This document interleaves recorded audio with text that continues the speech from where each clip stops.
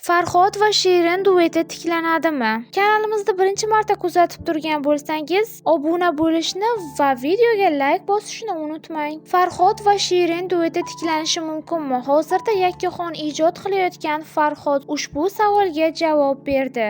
Intervyu TV dasturidagi suhbat davomida boshlovchi Farhoddan ko'p yillardan beri muxlislarni qiziqtirib kelayotgan savol: Farhod va Shirin dueti qayta birlashishi mumkinmi deya so'ralganda, u ochiqchasiga shunday javob berdi: Meni bu savol bilan ko'p jonli efirlarda so'rashyapti. O'ylaymanki, duet o'zining eng cho'qqisida, eng yaxshi davrda to'xtagan.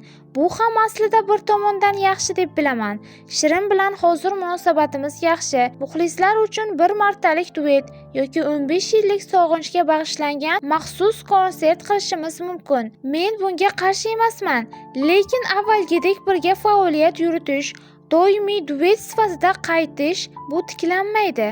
Faqat bir martalik yoki 2 martalik loyihalar bo'lishi mumkin. Aktrisa Shahlo Zoirova Qozog'istonning Olma-ota shahrida sayohat qilmoqda. Yigitali Mamajonov rafiqasi Muqaddas Sa'dullayeva bilan tushgan suratini joyladi. Aktrisa Vayner Shahlo Alijonova va Shukrulla Isroilov Yangi yil syomkalarida Malika Budur va podshoh obrazida qatnashmoqda. Aktrisa Sitora Farmonova ota-onasi bilan tushgan suratini storiyasiga joyladi.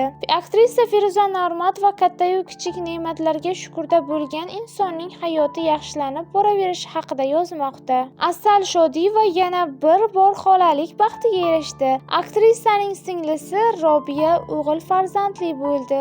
Aktrisa styuardessa Rayhon Asadova Qatar davlatining milliy kunini nishonlab, foto va videolarni obunachilari bilan ulashdi. Xonanda Hosila Rahimova ko'pkari musobaqasida ot ustida mashhur ko'pkari qo'shig'ini kuylab berdi. Agarda sizga mashhurlar hayoti qiziq bo'lsa, bizni kuzatishda davom eting.